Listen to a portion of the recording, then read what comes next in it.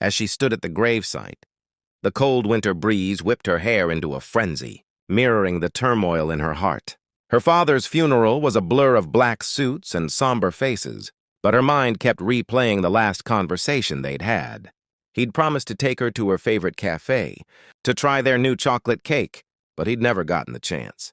The memory of his warm smile and the way he'd ruffled her hair haunted her. She felt a lump form in her throat as she remembered the countless nights he'd spent reading her stories, the countless times he'd been there to wipe away her tears. As she looked down at the coffin, a wave of anger washed over her. Why had he left her?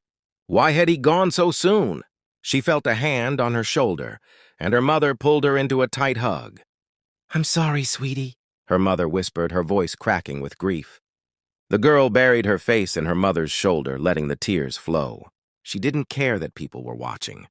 Didn't care that she was supposed to be strong. She just wanted her dad back. As they walked away from the grave, the girl felt a small hand slip into hers. It was her little brother, his eyes red-rimmed from crying. He looked up at her, and she saw the same pain reflected in his eyes.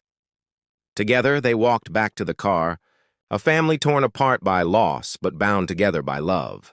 The girl knew she'd never forget the man who'd loved her with all his heart, and she'd make sure his memory lived on through her, through her brother, and through the countless lives he'd touched. As they drove away, the girl gazed out the window, a faint smile on her lips.